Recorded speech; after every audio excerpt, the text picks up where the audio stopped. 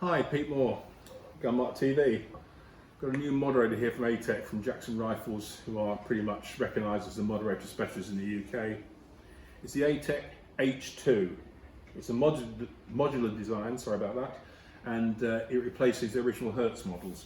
But it is significantly different, as we shall see. First of all, I say it's modular, it comes apart, unscrews quite easily into 4 sections, which I will go through in a second.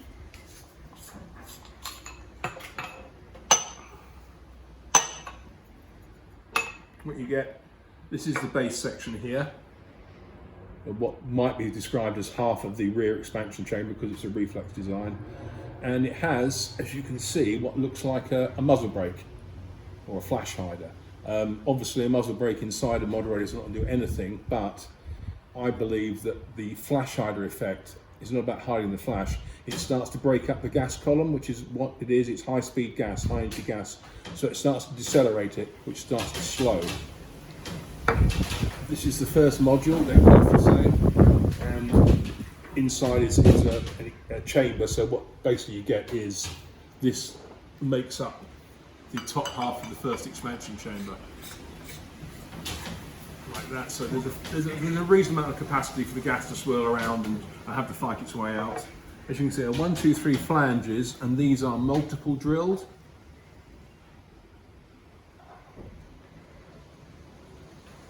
So the gases are forced out of there into this, which is the next expansion chamber, and then they have to go back in there to move forward into this, and the process repeats itself. And the final section is a final expansion type chamber which goes on the top, and the same process happens again. It's quite an elegant system, and you get a plastic barrel band if you want to bore it out the size, but this is the H2.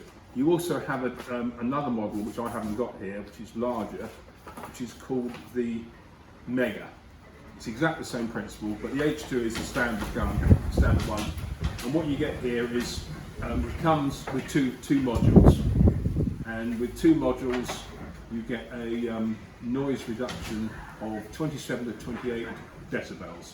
You can also, if you want to, given the caliber, take off one module and drop it just to 1, which makes it very short, as we shall see.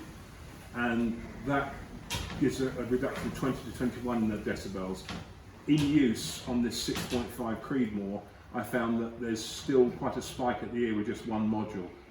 We'll fit them both later on and put them together. However, you can buy the H2 with another module. So from my experience, this is perfect for 308, 6.5s, that sort of thing.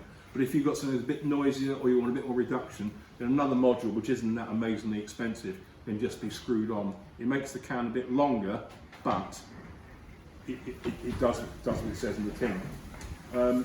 It's available in 224, 264, which is 6.5, 30, 0.338, 375 and 458. That covers all the calibers. This is a 30 caliber can, so that will cover, you know, things like 7mm around that sort of size.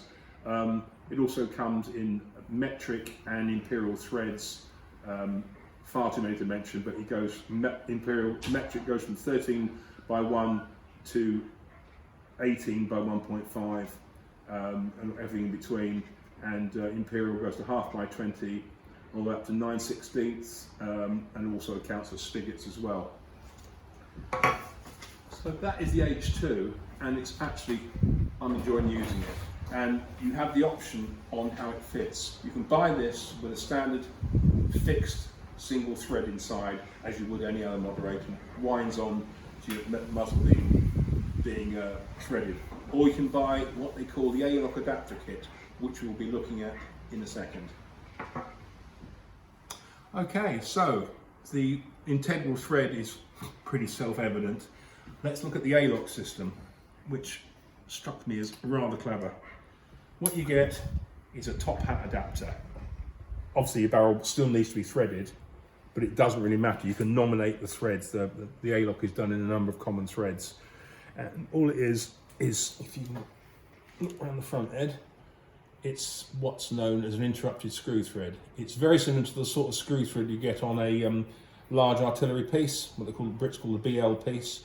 And so what it is, you can drop the breech block in, the breech ring in to the breech block, put it in and just give it one twist and it locks fully on these threads. And that's the principle, it's an artillery principle.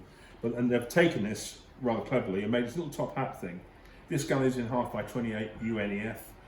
When I was sent it, I nominated this, and Jackson sent me this in 28.5. Just screws on, and you must Loctite it on.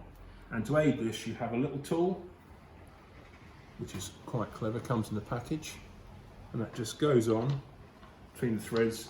You put it on, put the Loctite, little bar, give it a tweak, and if you want to ever take it off, you can just apply a little bit of heat on here, which will break up the Loctite, and it spins off like a normal screw. It comes with an aluminium protector that just clips on, but it gets cleverer than that. If you want, you can get a muzzle brake for it. Now, I do a lot of hunting in the UK and Europe. When I go boar hunting, I never have a moderator on. I want a quite handy compact rifle. Some of my pig guns are quite heavy on caliber for obvious reasons. And this, you can take off the moddy, we'll see in a minute. This just goes on. So basically it goes on, you can feel it going like that. Give it a twist and it's on, and you've got a muzzle brake. Okay, it's noisier, but it does control recoil to a degree. And the moddy goes on like this, because another thing I hate about mod is when they're hot and you're trying to unscrew the bloody thing and you're burning your hand. So basically, this goes on. See it drop in there, give it a little twist, and it's there.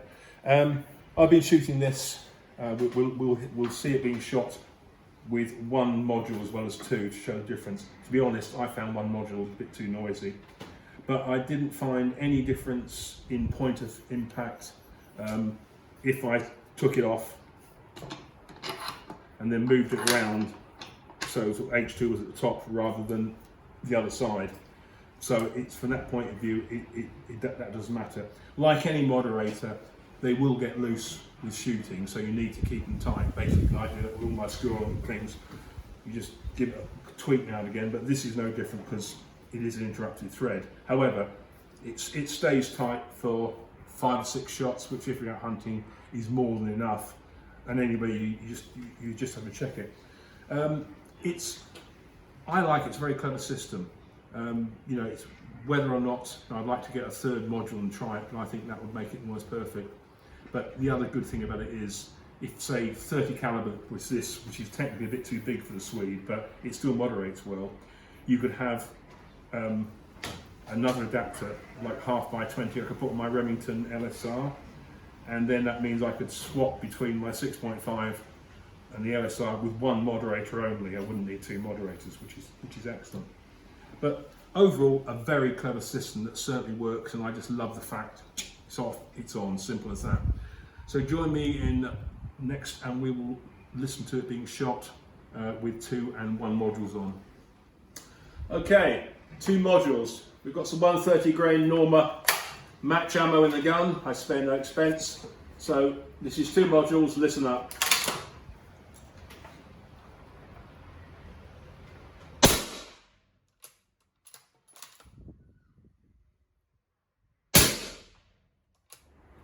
Okay, as you can see, we now have a single module on there. As I found, it is a bit noisier. However, for hunting, perhaps, it gives you a lighter, shorter gun that still is moderated to a degree. So let's listen to it.